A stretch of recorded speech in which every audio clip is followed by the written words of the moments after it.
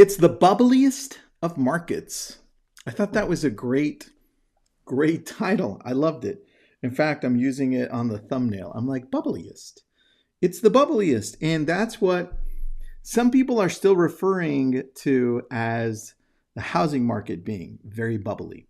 But what we're also seeing is some people are now finally saying that, hey, there's no crash happening. There is no crash that's going to happen with the real estate market as of right now. And I'm like, finally, it's finally nice to hear some common sense based on actual data. Now, I'm not saying that the market isn't going to come down in some places a little bit, but don't expect the housing crash that a lot of these nutty people are saying is going to happen. And if the interest rates remain where they're at, which, by the way, I'm going to show you some data, it's crazy to see that the interest rates, as high as they are, we're still seeing prices go up, and we're still seeing people buy those homes at that price. Now, the other crazy part to this is, which I'm going to show you, that the rental prices are so high. And I want to start off by showing you one story. And just, I'm going to put up all these links on YouTube on the description, so check them out there. And let's just jump right into this one. Happy Friday, everyone.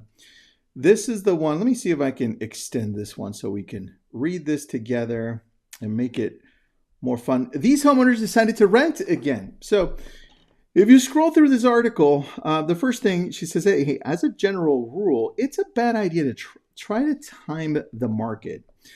And that's what a lot of these people in this article are trying to do. They're saying, hey, prices are going to go significantly down. It's better that we as homeowners right now take advantage of it, jump out of the market and rent.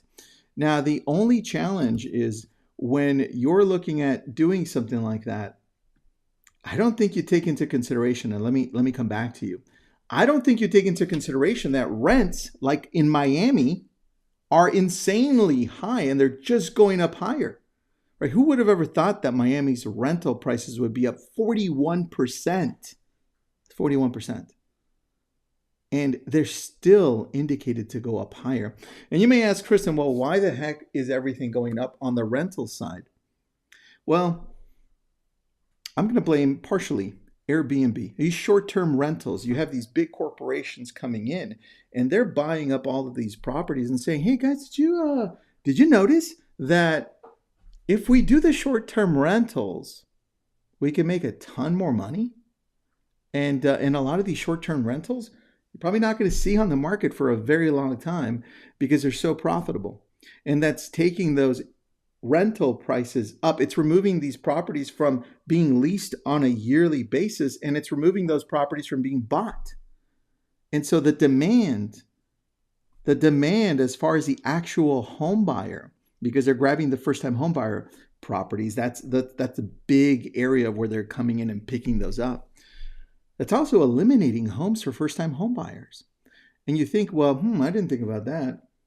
Yeah, that's a big factor in this. And if we go into some of the data here, I'll show you. Let me see here the cooling home prices here this week's. Which one's a good one here on the rental? This is a really good one I want to show you. Home prices rise even as markets cool. This is one I want to show you because this one gets pretty interesting. And I'm going to share this. It's by Axios. And if you're familiar with Axios, they come up with a lot of great data. This came out a couple of days ago. Home prices keep rising even as markets cool. Now, I'm going to show you here as we zoom in because this is June 2012 to May 2022.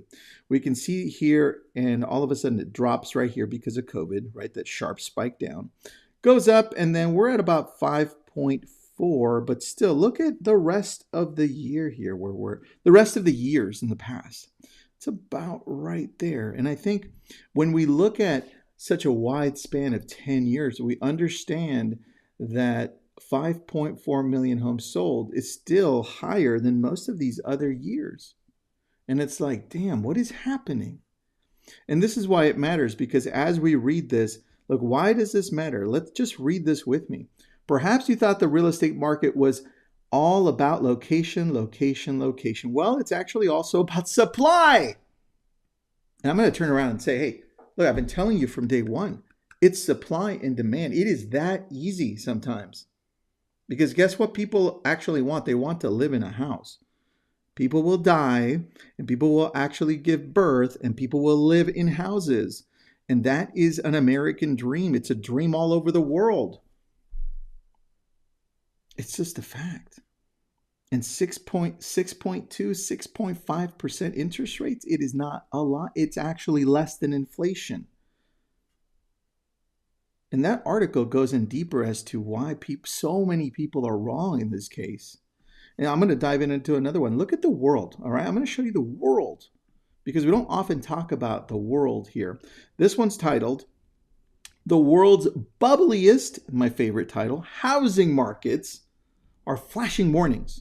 All right, now we're going to go into just this graph to show you, because it has a lot of numbers. You can see on the left, it says New Zealand, Czech Republic, Hungary, Australia, Canada, Portugal, and US. That's all I want you to focus on. And they're ranked from 1 all the way down to 30. And you can see South Africa and Italy at the bottom. By the way, if you want to buy in Italy, great time, right? So now you look at this and you're like, well, price to rent ratio, which we've talked about before. It's important. Price to income ratio, extremely important because of affordability. Real price growth percentage, nominal price growth percentage, which we've been over in one of these videos, and credit growth. And so you see sometimes a little bit deeper on the negative on the credit. But these are things you should pay attention to because some people assume that it's only happening in the United States. They're like, hey, wait a second. It's actually happening around the world too? Yeah, you know what? We're in a world economy now. And what happens in one place sometimes happens in another place because we're connected in so many different ways. So start looking at this as a world challenge because look, you see Canada, it's happening in Canada too. Now the US has a different twist on things because of the supply and demand issue, because of the demand, right? The demand on the property and the undersupply of properties is the key. The other key to this is the interest rates. If the interest rates stay where they're at or approximately where they're at, we're not going to ever see a crash. We're going to see a softening. And I'm going to show you here just actual stats as of last week.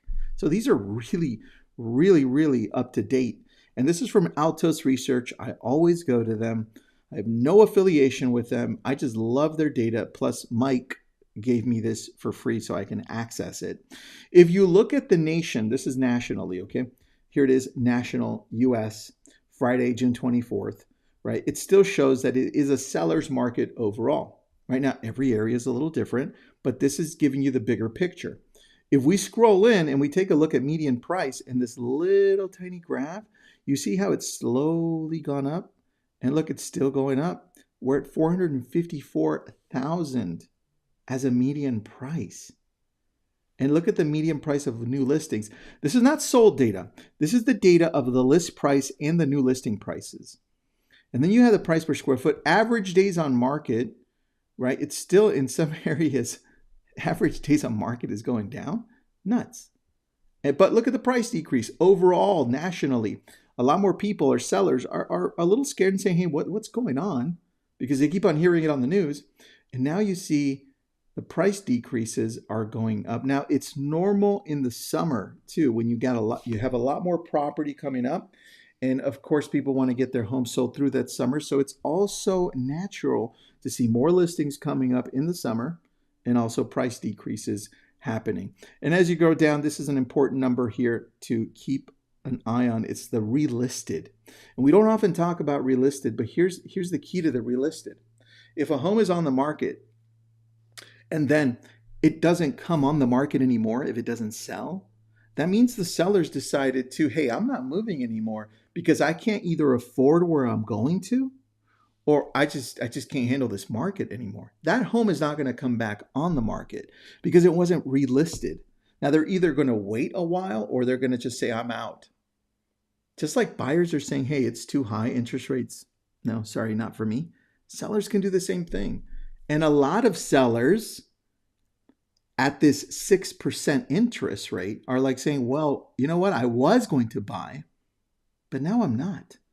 I'm happy where I'm at. My interest rate's at 2.9, 3.5%. Why would I go and buy another home and get a way higher double interest rate? And now you're going to have another demand issue that we don't talk about. All those possible sellers? No, gone. So think about the demand in that way, because here's the inventory, 418,000, and then the rent. Because to me, those two things go hand in hand. The rent is extremely important. Now I'm going to show you something, and then we'll talk about foreclosures. Rents are super high.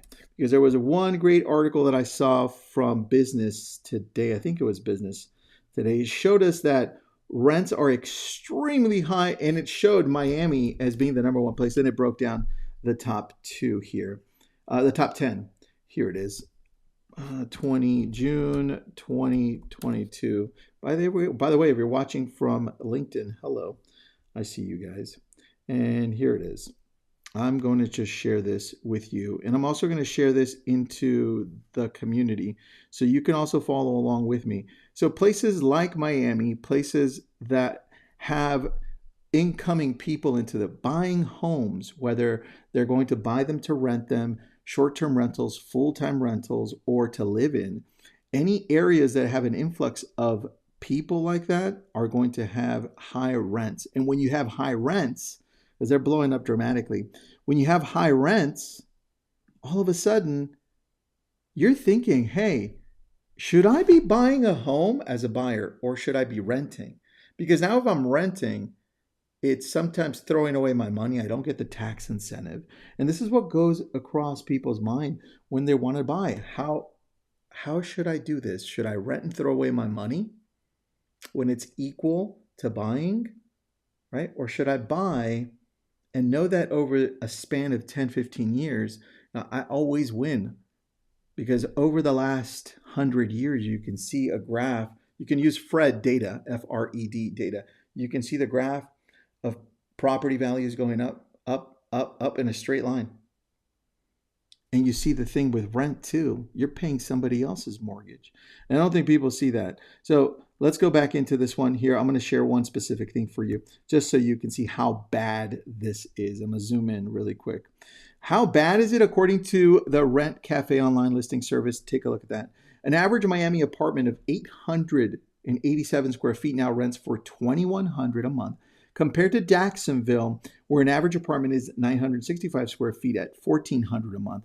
To be sure, there are lower price rentals in Miami starting at $1,100 or $1,200, but pricier apartments cost over $3,100, with well-off newcomers competing for luxury apartments. The competition is real, guys. This is something that's not being talked about a lot. And so when you look at things like that, and you're like, people are competing for rentals? And I'm still hearing things about foreclosures happening. Let me tell you, let's go back to foreclosures, because here's the facts. And they come from MBA and they come from Black Knight.